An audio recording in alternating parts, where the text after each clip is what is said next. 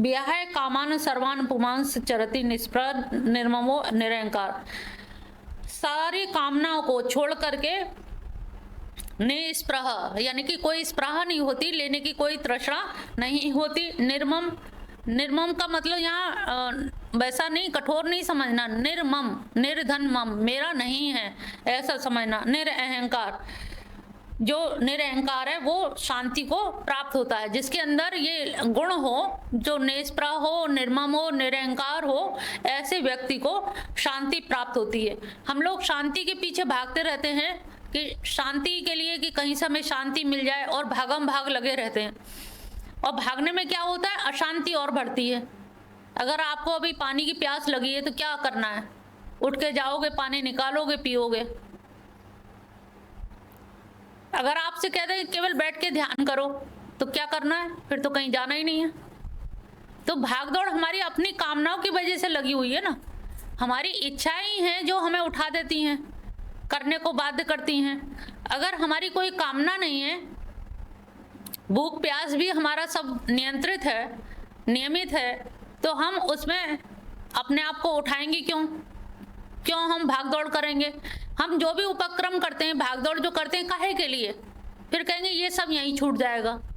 वो सब छूट जाएगा जो जो तुमने यहाँ जोड़ा है, जो जो चीज़ यहाँ पे इकट्ठी की है, वो सारी की सारी चीज़ें छूटने वाली हैं। और फिर अंत में दुख होता है कि ये हमने ऐसे जोड़ा है, बड़ी मेहनत करके लाए, इससे ये करके लाए, वो करे।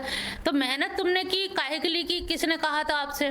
क्योंकि प्रतिस्पर्धा थी, लोगों से आगे बढ़ने की इच्छा थी, और आगे बढ़ने के लिए हमने इतने प्रयास किए, बहुत सरंजाम जुटा लिए, और जब जुट गया तो अब लग रहा है कि अब ये यहीं छूट जाएगा, किसी और को मिल जाएगा और हमें तुरंत वहाँ पहुँचा दिया जाएगा। तो हमारी भागदौड़ किसके लिए थी? जो नश्वर चीज़ें थी। और जो अनश्वर है, जो शाश्वत है, जो नित्य है, उनको पाने के लिए हमें कहीं भागना नहीं है। वहाँ तो ठौर बैठे, जहाँ बैठे वहीं ध्यान लग जाएगा। जैसे है, जिस अवस्था में है, ना वस्त्र बदलने हैं, ना कुछ और करना है, केवल उनका ध्यान करना है। लेकिन ध्यान करना कठिन बहुत है, क्योंकि सारी इंद्रियों की स्थिति क्या है? बहिर्गामी। जैसे घोड़ा बाहर दिशा में चलता है, उसे कहीं बैठा के बंद करके रख नहीं सकते, तो ऐसे ही इंद्रियों की उपमा घोड़ों से दी गई है कि वो निरंतर बाहर की तरफ भागती हैं। आँख खोलो तो पलकें कहाँ खुलती हैं? बाहर जगत में। और ज़रूरत क्या है हमें? आँख बंद करने की। तो हमें सारी इंद्रियों को बंद कर लें, सारी इंद्रियों के गमन। अब बंद तो ढक्कन तो है नहीं, कान के बंद नहीं कर सकते, तो हमें करना क्या है? इनका गमन अंदर की तरफ करना है। साधक क्या करता है? भीतर की तरफ ले जाता है। तो हमें सारी इंद्रियों को जब भीतर की तरफ ले जाएंगे तो निश्चित जानिए कि हमारे बाहर का जो विषयों का ग्रहण है, उनकी ग्रहणशीलता जो है वो कम हो जाएगी। क्योंकि एक एक इंद्रिय भी आपको बहुत व्यथित कर देती है। जैसे हाथी को देखा, स्पर्श है, स्पर्श की वजह से कहते हैं हाथी को जब पकड़ना होता है तो एक गड्ढा खोद के, कुआं खोद के, उसके ऊपर समतल एक बिछा दिया जाता है, पत्तों का ढेर, और हथनी सामने खड़ी कर दी जाती है और उसको पार कराते तो वो उसी गड्ढे में गिर जाता है। तो स्पर्श इतना ज़्यादा। मछली है, मछली को रस का बड़ा वो है। तो रामकृष्ण परमहंस कहते थे कि कांटे में आटा लगा के उसको डाला जाता है, और आटे के भ्रम में वो आ जाती है, कांटा फंस जाता है। तो आटा काटा, काटा आटा, तो वो कांटे में आटा है, आटे में कांटा है, तो इस चक्कर में मछली आ जाती है। भ्रमर है, वो सुगंध के लिए उसी में कमल में बंद रहा, छोड़ते नहीं बना। रात्रि हो गई, उसने कहा जब तक है तब तक तो, और सवेरे भोर से पहले ही हाथी आया और नाल को उठा के ले गया, तो मौत के घाट उतर गया। तो पतंगा है, ज्योति में इतना उसका वो है, प्रकाश की तरफ मोह इतना है कि वो भुन भुन करके उसी के चारों तरफ अपने आप को समाप्त कर देता है। तो हम ये देख रहे हैं कि मछली है, भंवर है, पतंगा है, हिरण है, वो शब्द के पीछे भागता रहता है। तो एक एक इंद्रिय जब इनको व्यतीत कर रही, तो हमारे तो 5 इंद्रियां हैं। तो सोचो 5 इंद्रियों को कंट्रोल करना कितना कठिन काम है। इसीलिए ये सत्संग किया जाता है कि शायद बुद्धि सुधर जाए, शायद समझ आ जाए, शायद कोई बात लग जाए हमें, उस बात से ही हमारा कुछ सुधार हो जाए। तो ये जब 5 इंद्रियां ज्ञानेंद्रियां हैं, तो ये ऐसे ही हैं जैसे बैलगाड़ी होती है, बैलगाड़ी के आगे 2 बैल बंधे हुए हैं, पीछे 2 बैल हैं, दाएं 2 बैल, बाएं 2 बैल, और सबके सब चल रहे हैं, तो कहाँ जाएंगे? तो हम लोग भी इसी तरह से, ये हमारी ये जीवन रूपी जो गाड़ी है, जीवन की गाड़ी, हम ज़्यादा उन्नति क्यों नहीं कर पाते? विशेष तौर से आध्यात्मिक उन्नति तो नहीं कर पाते, क्योंकि आगे वाले बैल आगे, दो पीछे खींच रहे हैं, फिर दाएं और बाएं खींच रहे हैं। तो प्रोग्रेस क्या रही? 0 बटा सन्नाटा, वहीं की वहीं खड़े के खड़े रह गए। तो हमारी उन्नति कुछ भी नहीं हुई, आध्यात्मिक उन्नति। हम आ रहे हैं मिशन में बहुत दिन से, लेकिन भागम दौड़, टाइम देखते हैं, टाइम हो गया कि नहीं हो गया, चलें कि आए कि जाएं, आने जाने में ही पूरा समय निकल जाता है। लेकिन हमें साधना भी करनी चाहिए कि हम कहाँ पहुँच पा रहे हैं। कहीं आने जाने भागदौड़, बाहर की भागदौड़ तो कर्मेंद्रियों की है, अब तुम्हें ज्ञानेंद्रियों को भी सक्रिय करना होगा। अंदर जब तक ज्ञानेंद्रिय सक्रिय नहीं होंगे, विवेक चक्षु नहीं खुलेंगे, तो सत्संग का भी कोई महत्व नहीं है। तो हमें कोशिश ये करनी है कि बाहर से तो हमारी उपस्थिति हो रही है, लेकिन आंतरिक स्थिति हम कहाँ बैठे हैं। जब भी यहाँ मिशन में बैठो तो हमेशा ये पूछ लो खुद से कि हम बैठे कहाँ हैं, यहीं बैठे हो कि नहीं बैठे हो। इसमें ईमानदारी बरतना, क्योंकि अपने में इसमें मूढ़ व्यक्ति कहा जाता है कि जो जान रहा है कि सत्संग में आए लेकिन फिर भी मान नहीं रहा। तो जानना और मानना, तो ये चीज़ घटित होती है। तो ये थोड़ा सा खुद को देखना चाहिए कि हम जहाँ बैठे हैं, क्योंकि हमेशा हमारी क्या स्थिति होती है, जहाँ मन होता है वहाँ हम नहीं होते। सुमन, जहाँ तन होता है वहाँ मन नहीं होता। अभी कहीं चली गई थी थोड़ी देर के लिए। तो मन और तन को एक सीध में लाना है, और नियति यही है। ऐसा होता है कि जब हमारा मन केंद्रित होता है तो तन की सुध नहीं रहती है, और जब तन चलता है तो मन हमारा स्थिर हो जाता है। इसीलिए नृत्य की विधा को प्रमोट किया गया है कि आप नृत्य के माध्यम से भी एकाग्रचित हो सकते हैं। 72 ऐसा ब्राह्मी स्थिति पार्थ नैनाम प्राप्य विमुमति। ये जो स्थिति है, अगर जो आप इंद्रियों को कंट्रोल कर लें और सारी कामनाओं को त्याग दें, निस्पृह हो जाए, स्पृहा रहित हो जाए, निरहंकार हो जाए, तो ऐसी स्थिति आपको फिर मोह को प्राप्त नहीं होती है। ये ब्राह्मी स्थिति है, और ऐसी स्थिति वाला व्यक्ति अंत काल में भी उसकी बुद्धि फिर स्थिर रहती है, प्रज्ञा स्थिर रहती है, ब्रह्म निर्वाण मृच्छति, और वो ब्रह्म को प्राप्त हो जाता है। उसे फिर कोई भी तृष्णा या वासना अंत काल में भी, अंत काले अपि, और जिसने अंत काल संभाल लिया उसने कई कई जन्म सुधर गए। हमारा जो भी प्रयास रहता है, वर्तमान में तो जो मिल गया, जिस घर में जन्म ले लिया, जो हो गया, जैसा रूप मिल गया, लेकिन अब आगे कैसे सुधरे, आगे इस जन्म से और उन्नति कैसे करें। भाई मुझे नहीं लगता कि कोई अपने वर्तमान जीवन से एकदम संतुष्ट हो। थोड़ा बहुत असंतुष्ट होता है कि हम और अच्छे होते, हम और सुंदर होते, और पैसे वाले होते, और पढ़े होते। तो ये जो और की अभिलाषा है, इसके लिए हमें कुछ त्याग भी करना पड़ेगा, कुछ साधना भी करनी पड़ेगी, कुछ ईश्वर के समीप जाएंगे तो हम अपने आप ही ऊपर पहुंचने की चेष्टा हमारी रहेगी। और जितना हम भगवान के पास पहुंचेंगे उतना ही आपके चेहरे पे प्रकाश का रिफ्लेक्शन, बुद्धि में ज्ञान की प्रगाढ़ता, मन की एकाग्रता, ये स्वतः ही बढ़ने लगेगी, और मुदिता का भाव, प्रसन्नता का भाव, प्रसाद का भाव स्वतः ही आने लगेगा। तो ये कामनाओं को त्यागना, क्योंकि जो ये निश्चित है कि जो मिलना था वो मिल गया, इससे ज़्यादा मिलेगा नहीं, और जो आपको मिलना है उसे कोई छीनने वाला नहीं है। ये प्रारब्धवशात आपका निश्चित है, जितना मिलना है वो मिल के ही रहेगा, उसमें कोई शंका नहीं है। तो चिंता काहे की, और जो आपको मिलना है उसे कोई छीनने वाला नहीं, और जो मिलेगा वो आपके पास ही रहेगा। तो उसकी सुरक्षा में इतना तल्लीनता क्यों कि हम भगवान को ही भूल जाए, केवल वस्तुओं की रखवाली करने वाले हम केवल चौकीदार बन के रह जाए। तो हमें केवल चौकीदार बन के नहीं रहना। जब तक हमारी किस्मत में जो चीज़ है वो रहेगी, और नहीं है तो आप लाख वो कर लीजिए उसकी पहरेदारी, वो चीज़ नहीं रहेगी। तो ये थोड़ा सा हम लोग द्वितीय अध्याय, जहाँ आत्मा परमात्मा का ज्ञान, जो इंद्रियों को कैसे वश में करना है, इंद्रियों को विषयों से कैसे हटाना है, ये थोड़ा थोड़ा अभ्यास करें।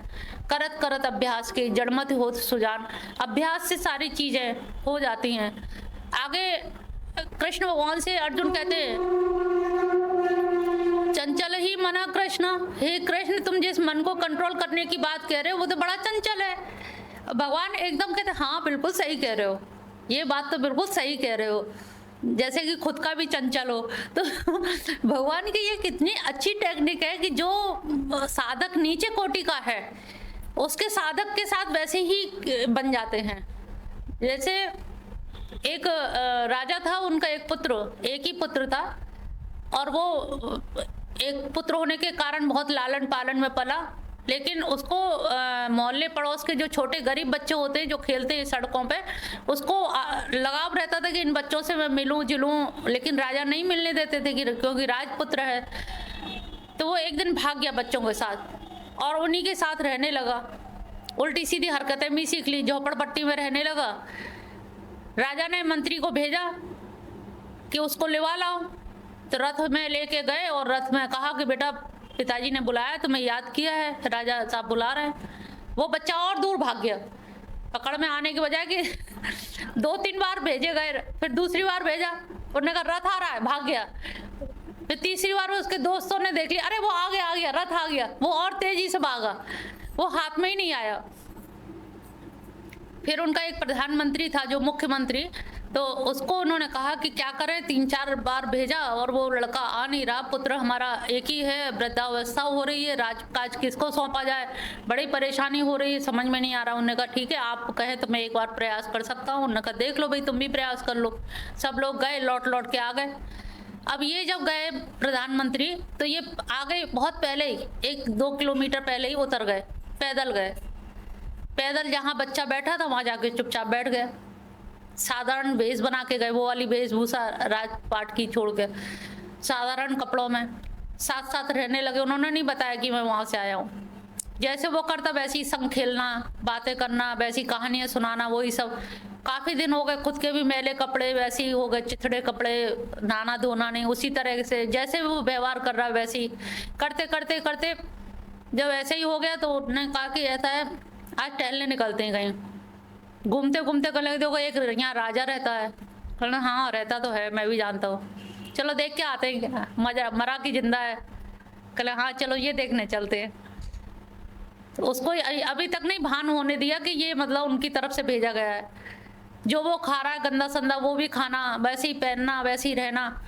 जब इतना विश्वास, कहने का तात्पर्य कि इतना विश्वास दिला दिया कि वो हमारा है, ये जब उस बच्चे को फेथ हो गया तब उसे अपनी बात मनवाई कि अब चलते हैं, जरा देख आते हैं राजा के क्या हाल है।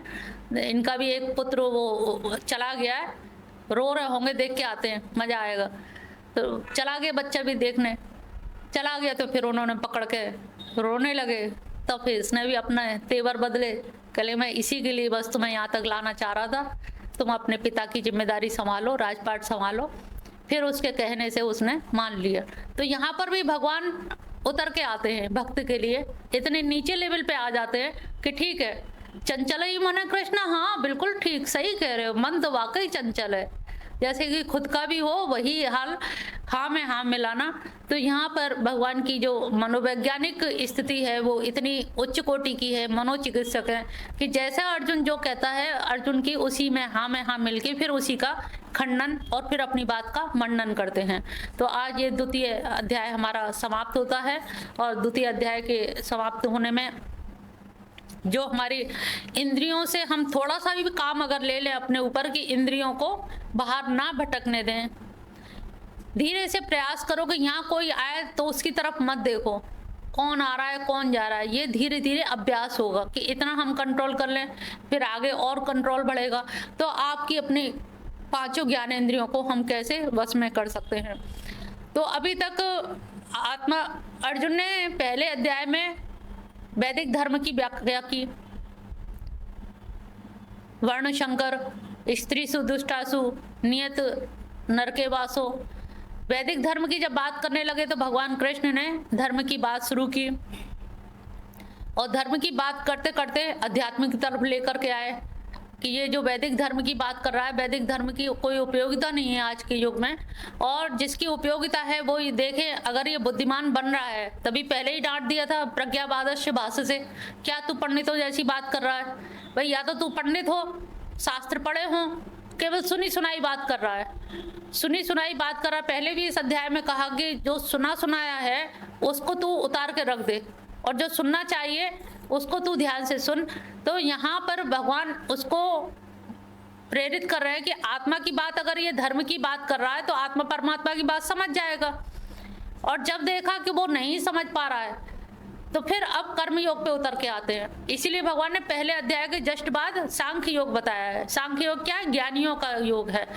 अब जब देखा कि ये ज्ञान ग्रहण करने लायक तो है नहीं है, लेकिन बन रहा है ज्ञानी, और ज्ञानी है भी नहीं है, तो धीरे से उसे द्वितीय अध्याय में कर्मयोग की तरफ लाने लगे, और तीसरा अध्याय उन्होंने पूरी तरह से कर्मयोग की तरफ मोड़ दिया।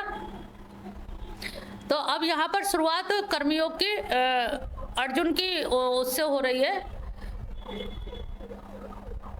जायसी चेत् कर्मणस्ते मता बुद्धिर्जनार्दन तत्किं कर्मणि घोरे मां नियोजयसि केशव। अब यहाँ पर दो दो टाइटल दिए, जनार्दन और केशव।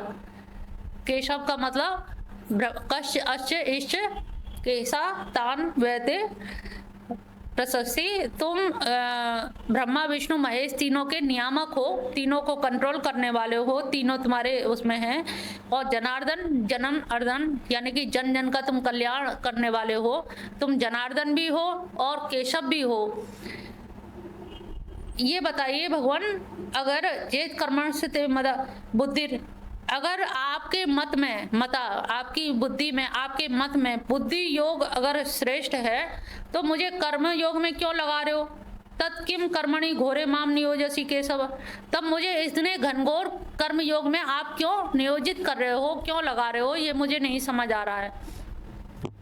जब बुद्धि योग, अब वो समझ तो रहा नहीं है पात्र, भाई तेरे उस लेवल का वो तो है नहीं। जीवन भर तूने गांडीव चलाया, जीवन भर शत्रु विजय करने की तुझे अभिलाषा रही, और सर्वोत्कृष्ट मैं विजयी रहूं इसलिए एकलव्य का अंगूठा भी तूने ले लिया। तो कौन से उससे आत्मज्ञान दें कि तुझे लगे कि हाँ ये आत्मज्ञानी रहा है? तेरी बचपन से लेके अभी तक जो विद्या रही वो युद्ध की पारंगतता रही। तो युद्ध की पारंगतता में तुझे उसी में तो संशोधन बताएंगे कि कर्मयोग कर, लेकिन निष्काम भाव से कर, आसक्ति रहित होकर के लड़, मैं और मेरे का भाव खत्म करके लड़। तो उसी कर्मयोग में ही निपुणता लाएंगे। योगा कर्मसु कौशलम, तो कर्म योग में ही निपुणता लाएंगे। लेकिन तू अगर सोचे कि घोर कर्म में क्यों लगा रहे हैं, कि अपनी पात्रता देख, तेरी कर्म की ही पात्रता रही है, इसलिए वो घोर कर्म में लगाना उनका उचित है। व्यामी मिश्रणे वाक्येन बुद्धि मोहसी में तदेकम वद निश्चित्य येन श्रेयमप्याम। अब व्यामी यानी कि मिश्रित सी वचन आप जो बोल रहे हो, कुछ आत्मा के बारे में बताया और कुछ आपने कर्मयोग के बारे में। ये जो मिश्रित से जो वाक्य बता रहे हो, इससे मेरी बुद्धि मोहित हो रही है। मैं समझ नहीं पा रहा तुम कहना क्या चाह रहे हो, भाव क्या है, क्या बताना चाह रहे हो? क्योंकि तुमने उसका भी बात बताई, आत्मा की, परमात्मा की भी, और नित्य शुद्ध बुद्ध वो भी बता रहे हैं, और कर्मयोग का भी आप प्रमाणित कर रहे हो। तो बुद्धि योग श्रेष्ठ है या कर्मयोग श्रेष्ठ है? मुझे कोई एक ऐसी चीज दो। अब इसमें अर्जुन इतनी भी मेहनत नहीं करना चाह रहा है कि इससे मैं निर्णय खुद निकाल सकूं। उससे भी, भगवान से भी, जैसे एक बच्चा होता है ना, अपनी माँ से चाहता है कि चबा चबाया खाना वो मुंह में डाल दे, बस चबाना भी ना पड़े। तो ऐसे ही अर्जुन सोच रहा है कि ये एक ऑर्डर दे दे कि ये तू कर। वो ये भी नहीं समझना चाह रहा है कि ज्ञान योग क्या है, बुद्धि योग क्या है, या सांख्य योग क्या है, इसके बारे में सोचना नहीं चाह नहीं रहा, ना कर्मयोग के बारे में जानना चाह रहा। वो कह रहा है मुझे आज्ञा दे दो, मुझे करना क्या है निश्चित करके, क्योंकि मेरी जो बुद्धि है ना इससे भ्रमित हो रही है। तो कोई एक चीज निश्चित कर दीजिए, और निश्चित कर देंगे तो मेरी बुद्धि जो है भ्रमित नहीं होगी, और इस प्रकार से मेरी बुद्धि मोह को प्राप्त हो रही है। अब भगवान कह रहे हैं लोके अस्मिन दुविधा, इस लोक में दो प्रकार की जो निष्ठाएं कही गई हैं प्राचीन काल में पहले मेरे द्वारा। हे अनग, अनग शब्द यहाँ पर लिया है, मया अनग, मेरे अनग मतलब निष्पाप। अर्जुन को निष्पाप बताया है। निष्पाप सुनते ही अर्जुन को लगा कि अरे मेरी तो बहुत बड़ी तारीफ कर दी, अब तो इनको निष्पाप होके ही दिखाऊंगा। इतनी बड़ी बात कह दी निष्पाप, अब शायद कुछ और भी कहेंगे। और निष्पाप कह के भगवान रथ के आगे भाग में जाके बैठ गए। अब आगे जाके बैठ गए पीट करके अर्जुन की तरफ, तो अब वो सोचने को आतुर है सुनने के लिए कि अब क्या कहेंगे, दूसरा शब्द क्या होगा। अनग तो कह दी, निष्पाप तो कह दी कि मैं पाप रहित हूँ, और यहाँ कहने का मतलब ये था पाप रहित, क्योंकि तुझ में अगर पाप होते तो भगवान ही सामने क्यों आते, तेरा सारथित्व क्यों संभालते। तू पाप रहित है तभी तो भगवान तेरे सामने खड़े हुए हैं, पापी के सामने थोड़ी खड़े होंगे। तो ये पाप रहित अनग से कहा, और अनग सुन के ही उसको एकदम से जिज्ञासा हुई कि इसका मतलब मुझ में भी अच्छाई है, कुछ तो अच्छाई है। आतुरता बढ़ी, यानी कि जब आतुरता बढ़ती है तो हम उसकी बात को, कोई हमारी जब प्रशंसा करता है तो हम उसकी बात को ध्यान देते हैं।